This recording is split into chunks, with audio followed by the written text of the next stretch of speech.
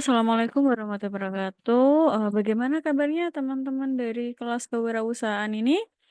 Oke, pada pertemuan kali ini saya akan membahas tentang identifikasi masalah dan juga penemuan peluang ya. Oke, saya akan share terlebih dahulu. Sebentar.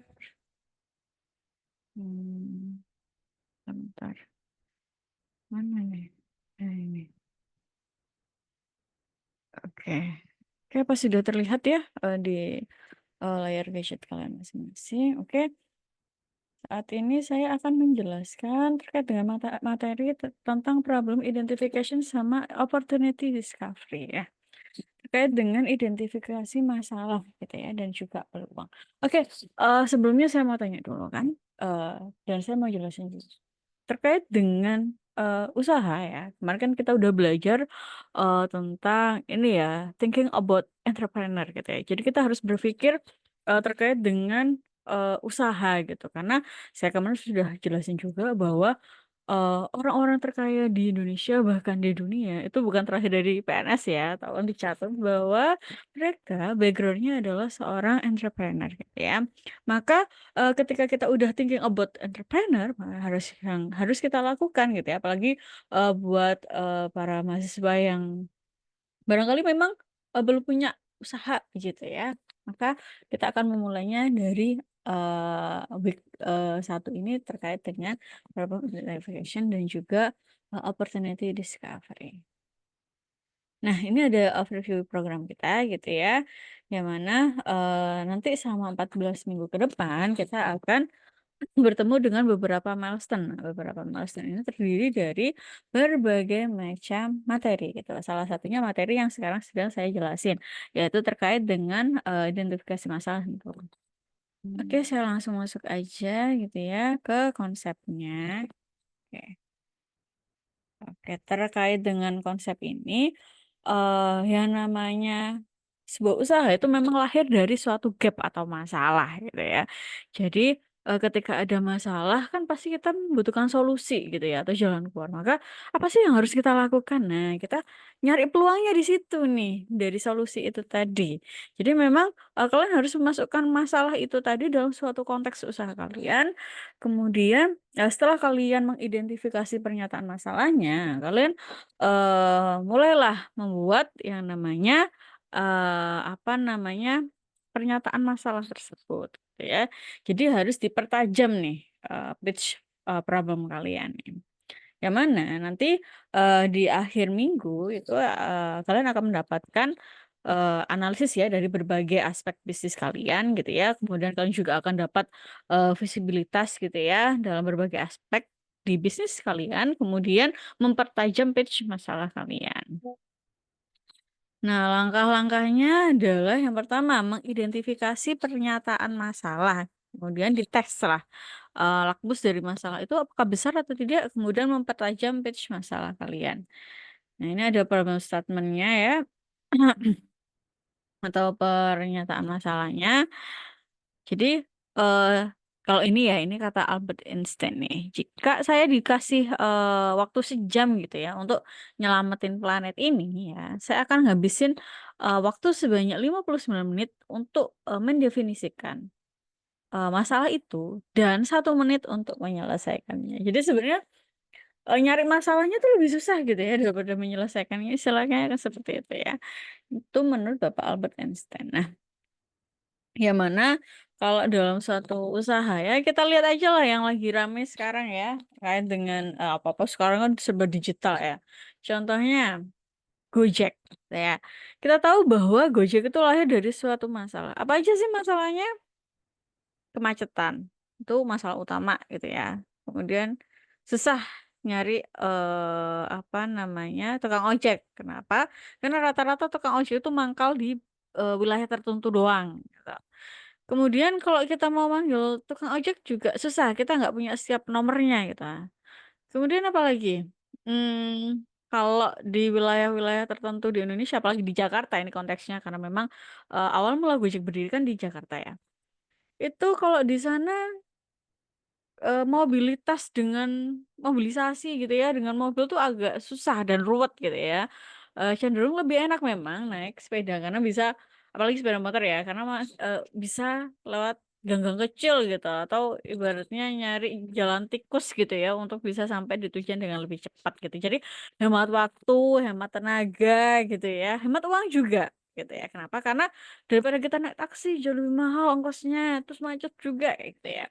Jadi lahirlah dari, permasalahan-permasalahan tersebut diidentifikasi terus akhirnya, eee, dari masalah yang udah dibingkai tersebut akhirnya bisa dapat nih, apa sih solusinya? Akhirnya dibuatlah suatu platform atau, aplikasi gitu ya yang, bisa diakses untuk banyak orang gitu, kayak Facebook lah, dulu kan juga dia lahir dari satu masalah, masalahnya apa?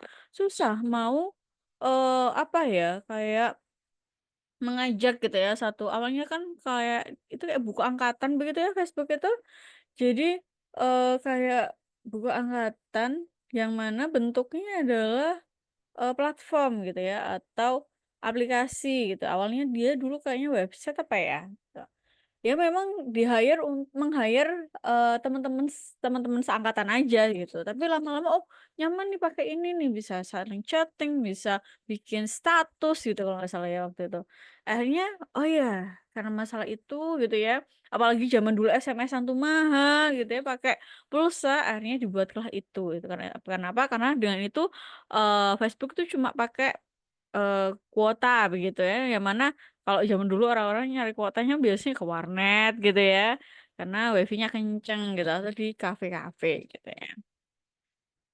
Nah, kemudian analyze your current problem statement. Jadi kalian harus menganalisis pernyataan masalah, dari usaha kalian gitu ya.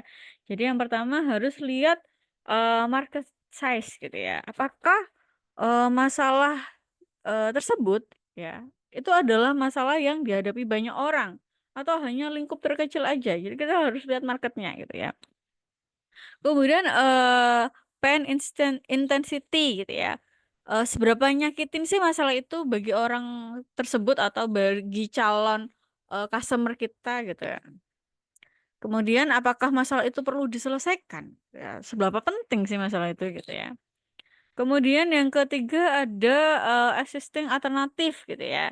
Jadi memang, alternatif yang ada itu apa? Jadi, apa masalah tersebut itu bisa diselesaikan dengan cara yang lain gitu selain, solusi yang udah kita berikan gitu nantinya gitu, yang sekiranya memadai gitu ya. Kemudian yang ke berapa tadi? Oh itu tuh typo ya, yang keempat ya. Yang keempat itu, willingness to pay. Apakah orang mau membayar? Gitu ya. Oh salah salah yang yang soalnya typo ya. Yang selanjutnya tuh customer psychology and habit change gitu ya.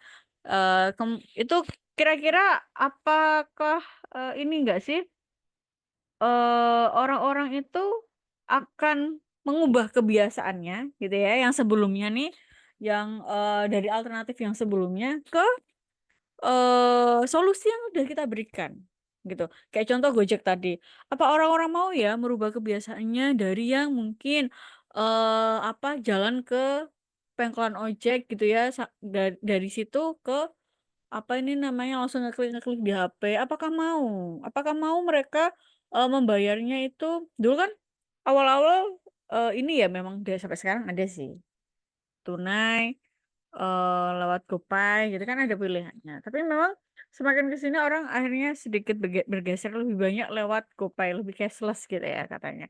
Tapi tetap ada yang tunai, dia tetap masukin sampai dengan sekarang ya. Karena, takut-takut nih, oh ternyata, adanya tunai gitu ya. Jadi, dilihat dulu selain dari solusi itu apakah, dari kebiasaan yang dulu apakah mau solusi yang kita tawarkan begitu ya. Kemudian kesediaan untuk membayar. Jadi, kira-kira calon customer kita apa mau membayar solusi yang kita berikan itu tadi, agar masalah mereka terselesaikan, mau nggak kira-kira ya. Kemudian selanjutnya ada lovability gitu ya, atau, kecintaan lah istilahnya ya. Jadi apakah solusi itu menjadi sesuatu yang kira-kira membuat masyarakat itu nggak bisa hidup tanpanya, ya agak agak klise ya, tapi memang akhirnya mereka jadi apa ya, kalau bahasanya tuh, jadi istilahnya, ketergantungan gitu ya. Ya kan? Jadi nggak bisa hidup gitu loh. Kalau kalau, aku nggak pakai Gojek itu kayak susah gitu loh, ya. Ada beberapa orang yang merasa seperti itu. Karena apa? Dia mungkin nih ya kayak, saya mau ngasih contoh aja. Untuk seseorang yang mungkin dari segi mobilisasinya tinggi gitu ya. Contoh, mungkin dosen, dia ngajar dari kampus A ke kampus B ke kampus C gitu. Dalam sehari dia bisa ganti-ganti. Katakanlah di kampus A dan B dia mengajar, di kampus C dia belajar gitu ya. Jadi dia katakanlah dosen yang masih apa bahasanya ini, masih kuliah gitu ya. Jadi masih dalam proses meneruskan S3 umpamanya, tapi dia juga masih harus mengajar gitu ya. Ya mana di satu sisi dia tidak bisa naik motor umpamanya ya, yang mana kalau di Surabaya ini cukup macet dan karena mobilisasinya tinggi, nggak bisa dia pakai, taksi gitu ya, pakai mobil gitu nggak bisa. Akhirnya dia butuh banget yang namanya Gojek karena, itu adalah sesuatu yang dia nggak bisa hidup hidup tanpa Gojek gitu. Karena, lewat Gojek dia bisa kerja, dia bisa, memenuhi kebutuhannya terkait dengan pendidikan gitu ya, bisa belajar dan mengajar, lewat situ mobilisasinya gitu ya.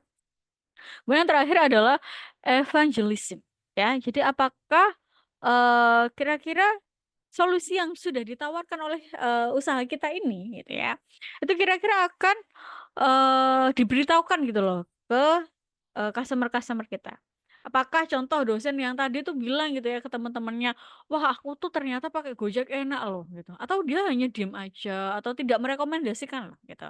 Antara, 2 hal itu, direkomendasikan atau tidak. Karena, gimana ya, promosi lewat mulut ke mulut itu, cukup penting juga gitu ya, apalagi kalau, kita ranahnya masih lingkup kecil umpamanya ya. Kalau lingkup besar kan kita bisa lewat, selain dari itu ya, maksudnya, iklan di medsos itu kan, ada juga. Tapi kalau semisal, contoh nih, eee, atau contohnya gini ya, contoh lainnya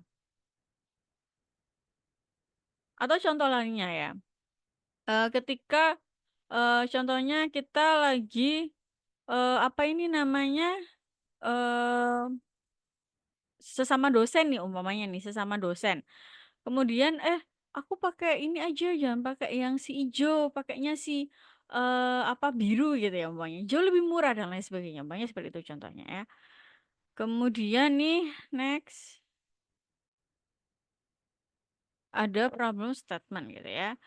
Nah yang mana, di, apa namanya, pernyataan masalah ini gitu ya, jadi memang harus mengumpulkan semua informasi gitu ya, di satu tempat gitu ya, menggunakan, kanvas, nah istilahnya seperti ini.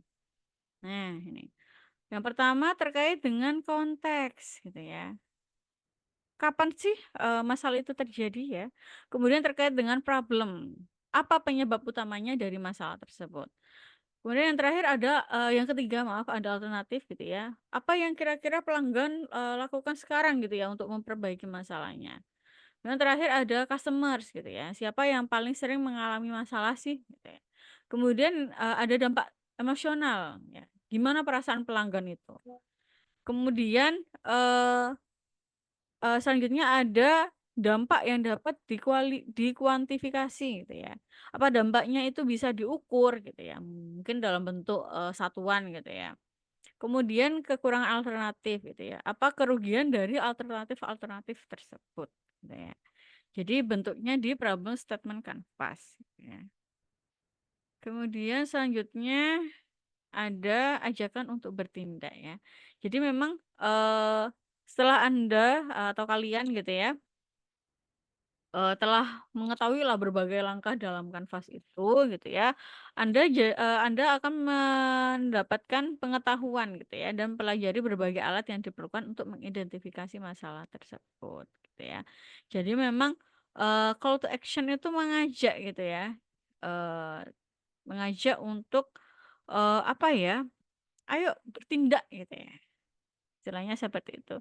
Jadi terkait dengan, masalah pernyataan gitu ya untuk mengunjungi kembali, kemudian masalah litmus test dan mempertajam usaha kalian. Oke, next. Nah, ini loh.